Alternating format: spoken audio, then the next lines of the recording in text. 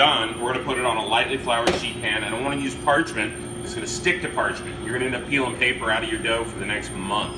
So just a little bit of flour on the tray. Place your dough into a rough rectangle. That'll become important here in just a minute. Now I'm gonna take a piece of parchment paper and I'm gonna pre-shape my roll-in. And the roll-in is fat, and it can be any number of fats. In my case, because I like the challenge, and I'm a bit of a masochist, I'm going to use butter. Butter's difficult because as it gets warm, it gets soft, and then it wants to squeeze out. If it gets hard, then it wants to break up in your dough. The goal is to get these very thin layers of butter into your dough. And to do that, you've got to make your butter the same texture as your dough. So when I'm pushing on the two, I'm getting about the same amount of resistance. My butter's still a little stiff.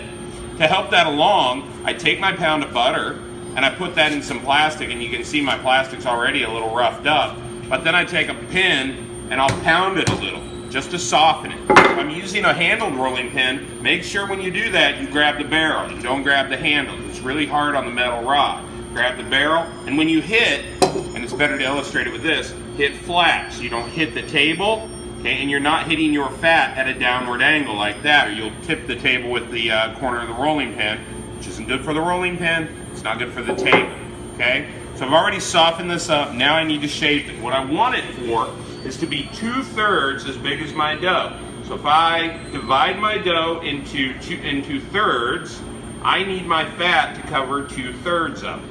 So I'm going to do that on my parchment here. And get rid of that. That's pretty useless at this point. Got a big old hole beat in it. You want to be careful when you're doing that, because if you beat it up too much, you'll bust up your fat, your plastic wrap, and it'll tear up into your fat. So I'm going to place my dough, or my fat, in kind of a rectangular shape on my paper, and I'll fold my parchment over, and then I'll sheet this out, kind of as if it were dough. And this is going to soften it up a little bit too. And you're going to do this with your Danish butter. Now while I'm doing this, I talk a little bit about the options. You could use just as easily a pound of margarine, but margarine doesn't have the same mouthfeel or the same flavor as butter. But it's less hassle because it also doesn't get as soft at room temperature. It's also a little more malleable, which means that it will take shape a little bit easier. And temperature isn't such an issue with margarine.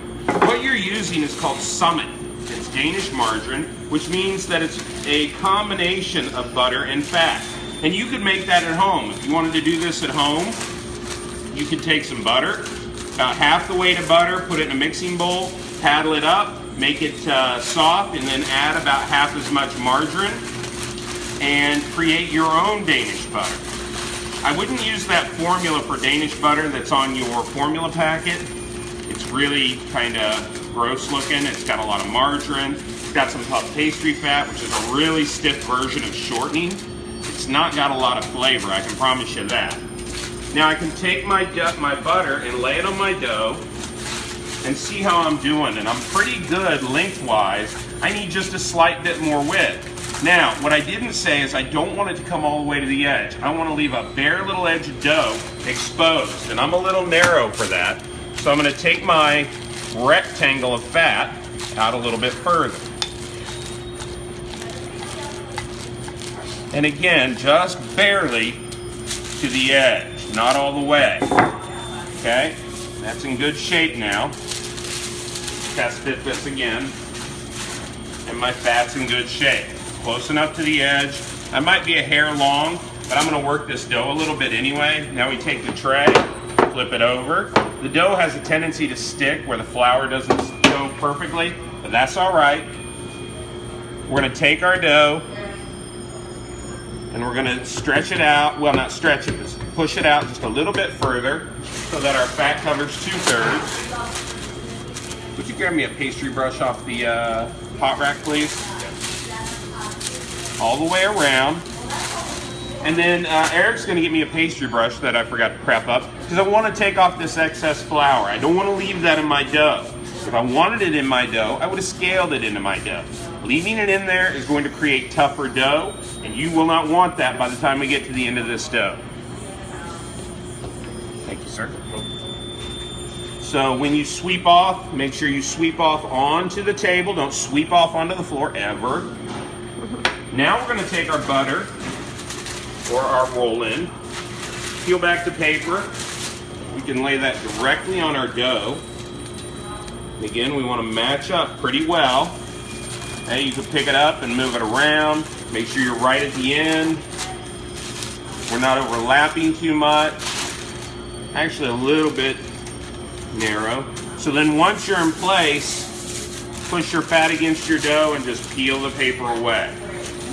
Ooh, ah. Okay? Let's pull this out just a little bit further. Make it even. So wait, what is this method called? Well, this is roll-in. This is any laminated dough. This is the third type of yeast dough. We've got lean doughs, we've got sweet doughs, or rich doughs, and we've also got laminated doughs. And laminated doughs are super rich doughs. They often fall into a category of doughs called viennoiserie. It's a super high fat, super high sugar form of dough. Okay, so we're putting a lot of fat in. We're not going to mix it directly into the dough. We're going to mix it instead in by folding it in. And so it creates those layers. So if I were to illustrate what we're about to do, I'm going to take my dough and I'm going to roll it out and I'm going to put fat over the top of it. And then I'm going to fold it on itself and create 3 layers of dough and 2 layers of fat. Now I'm going to sheet the dough out and I'm going to fold it in thirds again. So I'll get a layer of pastry, layer of fat, layer of pastry, layer of fat, layer of pastry, layer of pastry, layer of fat, layer of pastry, layer of fat, layer of pastry. Yeah, it's a little dizzy. So now I've created all of these layers, and everywhere there's fat in the final dough, it's going to melt the fat, and the moisture in the fat is going to create leavening, and that's going to create our flaky dough. But we're not done there. Once we've done that, we're going to take the dough, we're going to put it away for 25 minutes, we're going to bring it out. Now we'll take all of these layers and put them down here in a 3-fold, and we'll take all of these layers and put them up there in a 3-fold. Wow. But we're not done there. But wait, there's more. We're going to put it away for 25 minutes, we're going to bring it out, we're going to give it a book fold or a 4-fold. Now we take all of these layers, we put them down here twice, we take all of these layers and put them up there twice. I don't have enough table in the whole building to illustrate that, my little flower chalkboard, but you get the point. It's a lot of layers. So now I take my dough, I lay it up. Make sure this half looks like this half. That's critically important. Make sure all of my edges are plumb and square. Okay, and we're going to take off that excess flour. We don't want to work that in. Soft brush is going to work real well for us, especially later on. You've got a bench brush and it's too stiff, that can become a problem. And now we're going to bring up the buttered third. Now we're a little bit short. I'd like to be a little closer, but I'll just roll that forward so that I get that nice even square, what I like to call plumb and square.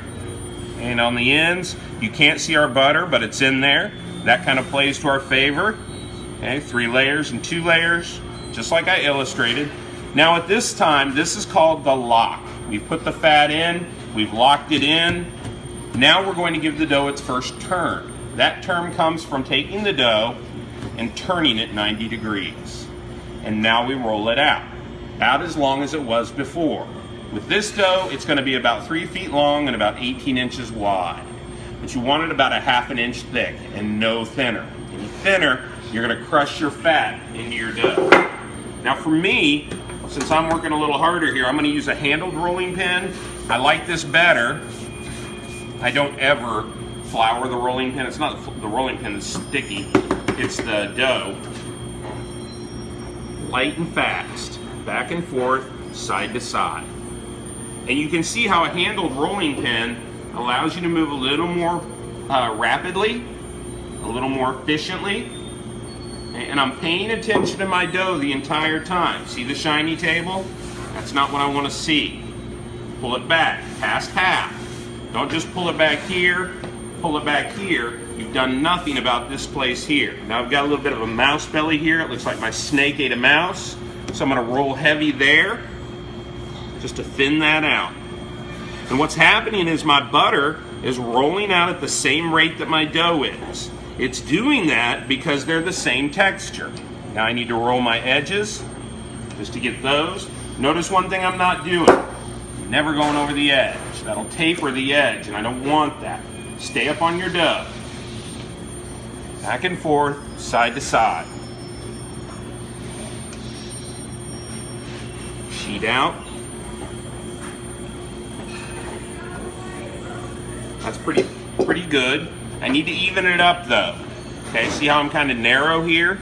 So I'm going to bring this in and relax it a little, and then I'll roll this corner out.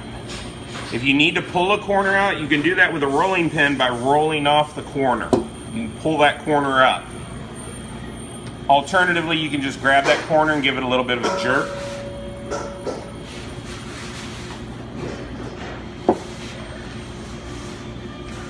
Even up that little hump right there. And the last thing that I want to do is I want to relax my dough. To do that, I'm going to snap a little air under it. Okay, so you grab a little pocket of air and it'll ripple through, okay, except where it sticks, which is right there. You want to make sure and relax your dough, and we're going to three-fold this dough, or tri-fold it. And so we want to look at our dough, we want to kind of imagine it in thirds. I want to look for any trouble spots. If there's butter oozing out one end, that's the end that's going inside. That's how I decide which side to go in, otherwise it does not matter. Neither side is a problem, so I'm going to bring it up. I'm going to make sure that it's plumb and square. I'm going to dust off any excess. Now, does this look like this? Yeah, it's a little short. Bring it up just a little bit more. Excuse me. I'm going to dust. Take off any excess flour.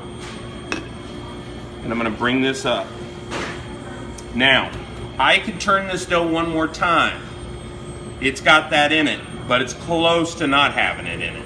So I'm not going to push it. I'm going to let it relax. So what I do at this point is take my finger and put in a dent. And all the world over, that means this dough has had one turn.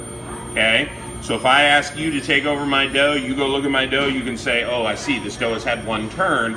Now it's ready for a second turn. And since it's Danish, it's going to get 2 trifolds and 1 bookfold. Okay, so I know where I'm at with this dough by that. And you, as the baker, I mean, you're doing 1,000 other things while this dough is resting. So maybe you forget, was that 1 or 2? Man, I can't remember. You look there, always remind yourself that I've had 1 trifold. To pick it up, I'm going to fold it on itself. I'm going to bring my tray over, put down a little flour.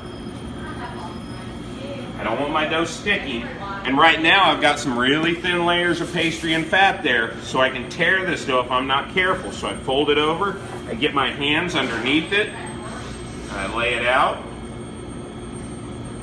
making sure that all of my layers are maintained. Come all the way up here to the edge, okay? Plumb and square.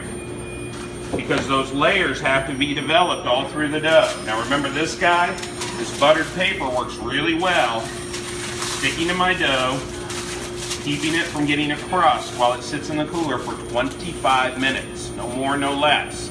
Any more, my butter's gonna set up, I'm gonna start getting puzzle pieces on it. Any less, my dough's not gonna relax and I'm gonna be fighting my dough. Any questions? No, chef. Okay, this is your next step. Go get your dough, let's go to it.